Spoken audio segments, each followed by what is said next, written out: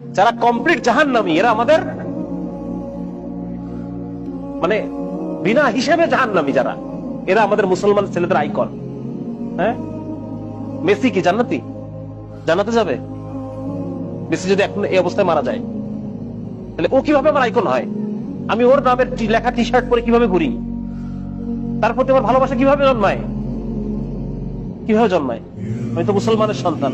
আমার আইডল হওয়ার কথা ছিল মুহাম্মদ রাসূলুল্লাহ সাল্লাল্লাহু আলাইহি ওয়াসাল্লাম। আমার আইডল হওয়ার কথা ছিল আবু বকর, ওমর, খালিদ ইবনে ওয়ালিদ, মুহাম্মদ বিন কাসিম, হ্যাঁ, মাহমুদ গজনবী, এরা আমাদের আইডল হওয়ার কথা ছিল। আজকে আমাদের আইডল কারা? যারা বিনা হিসেবে জাহান্নামী।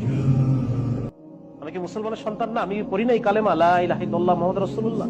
তাহলে এই ধরনের যারা আল্লাহকে অস্বীকার করে, যারা শিরকে নিমজ্জিত, কুফরে নিমজ্জিত, সিনার মধ্যে নিমজ্জিত, এই মানুষগুলো কিভাবে আমার আইকন হয়? এজন্য এইটা মনে করার কোনো কারণ নাই যে আমি এখন আমার যে যৌবন কাল, এইটা আমি যেভাবে ইচ্ছা সেভাবে চলবো, বৃদ্ধ বয়সে গিয়ে আমি ভালো হয়ে যাবো। এটা যদি আমি মনে করি, আমি অনেক বড় ভুল করলাম। আমাকে এই দুনিয়া থেকে যে কোনো সময় চলে যাওয়া লাগবে। আমি যে কোনো সময় এই দুনিয়া থেকে যে কোনো সময় চলে যাবো। আর এখন মৃত্যু হওয়া মানে এখনই আমার আখিরাত শুরু হয়ে গেছে। বুঝা গেছে? এখনই আমার কবর, হাসর, মিজান, আমার আখিরাত শুরু হয়ে গেছে। যার কারণে এটা, এই ভুল থেকে আমাদের উঠতে হবে এবং মুসলিম হিসেবে আমাকে নিজেকে চিনতে হবে যে আমি সবার আগে একজন কি, সবার আগে আমি একজন মুসলমান। আমি আল্লাহ তাআলার বান্দা। আর বান্দা মানে আমাকে আল্লাহ তাআলার প্রত্যেকটা হুকুম ফুলফিল করতে হবে, আল্লাহর আদেশগুলো আমার মানতে হবে।